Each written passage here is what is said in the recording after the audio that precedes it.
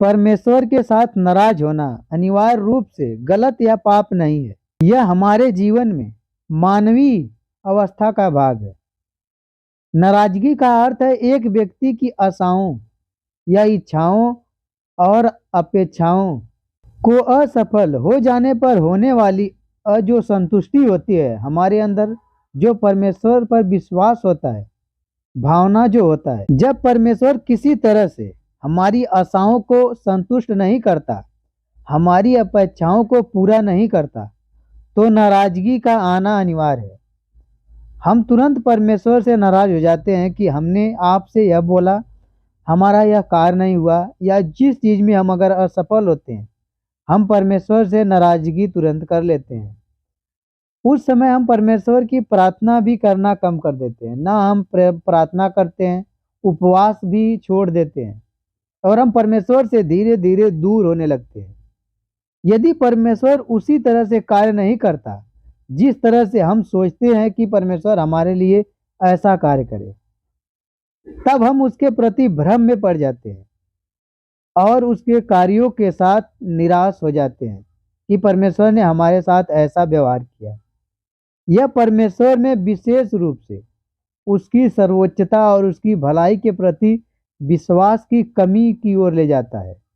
जो हमारे अंदर परमेश्वर के प्रति विश्वास होता है, हमारा विश्वास टूट जाता है जब हमारे कार्य को परमेश्वर नहीं करता है। कभी कभी परमेश्वर इसलिए नहीं करता, हमें वह चीज़ अच्छी लगती है, मगर परमेश्वर जानता है इसका अंत पाप है।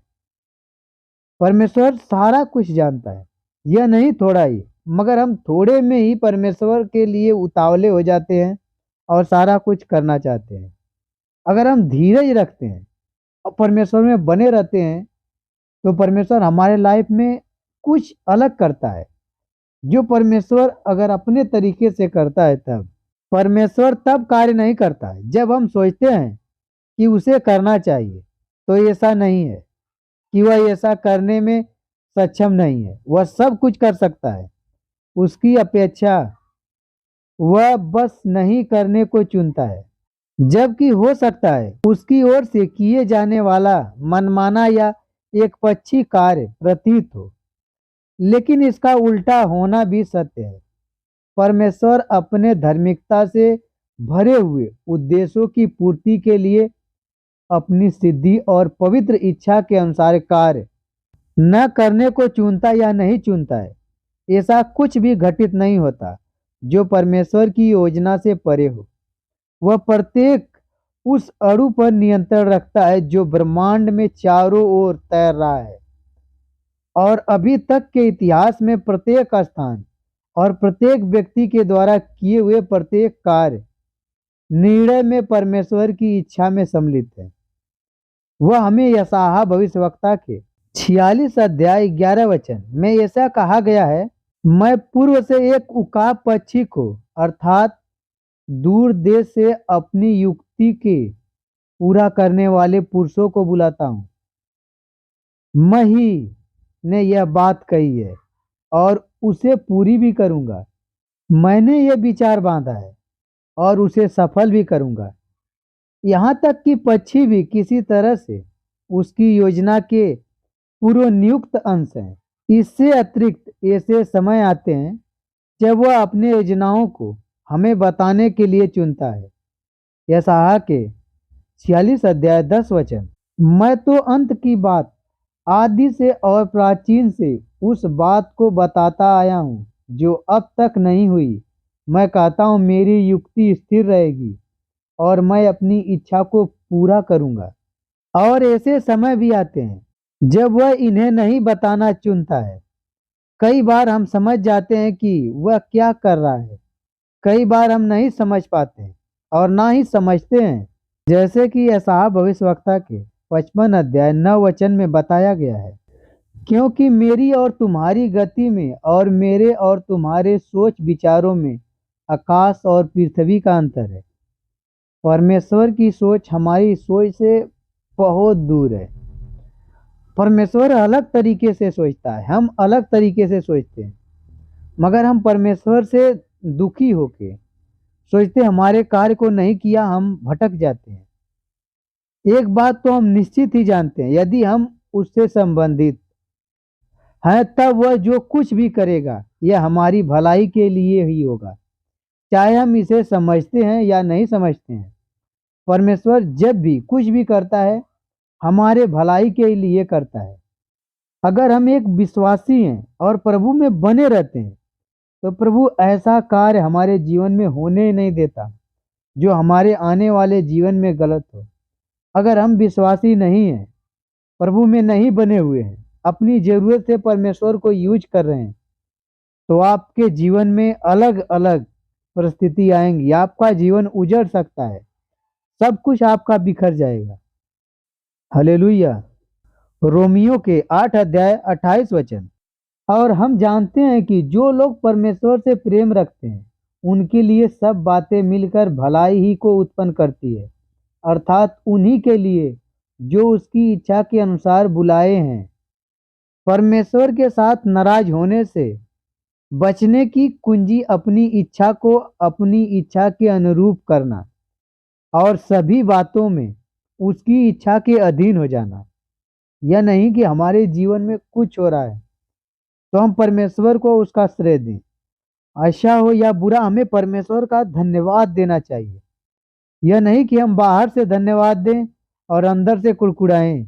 ऐसा करना न केवल हमें परमेश्वर के साथ नाराज होने से बचा लेगा, लेकिन साथ ही यह हमारे जीवन में घटित होने वाली घटनाओं के बारे में घबराहटों और शिकायतों को भी रोक देगा। अगर हम परमेश्वर में ऐसे विश्वास करें जो हमारे जीवन में हो रहा है सही है।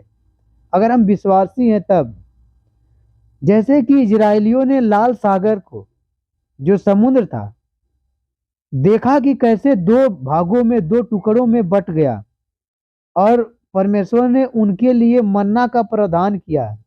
वह जंगल में मन्ना बटोरते और उसको खाते थे और उसके आश्चर्य कामों को देखते थे, प्रदर्शन को भी देखते थे। प्रभु की महिमा को देखने के पश्चात भी जब रात होती थी, परमेश्वर उन्हें खंभे के रूप में, एक आग के खंभे के रूप में उनके साथ चलता था, उनको रास्ता दिखाता था।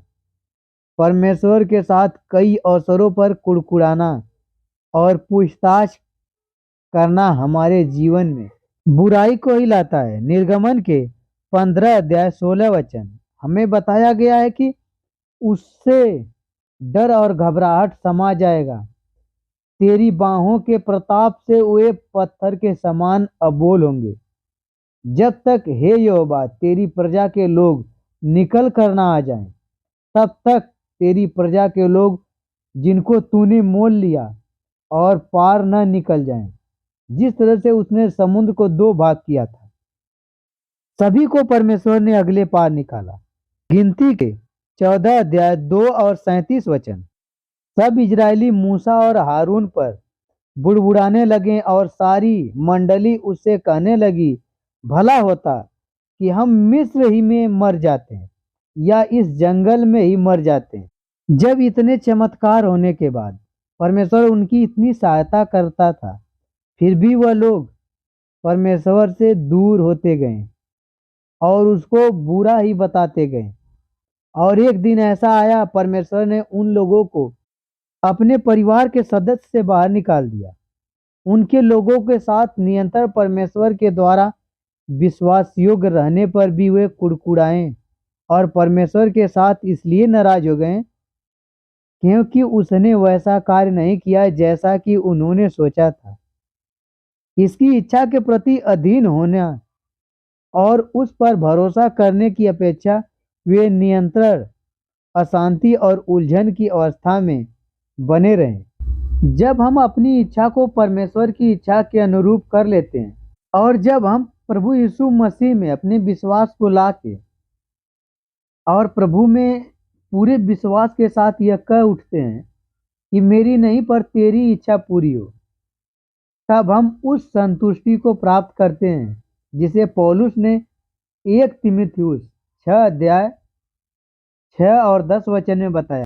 पौलुस ने कहा, संतोष सहित भक्ति बड़ी लाभ है, क्योंकि न हम जगत में कुछ लाए हैं और न कुछ ले जा सकते हैं।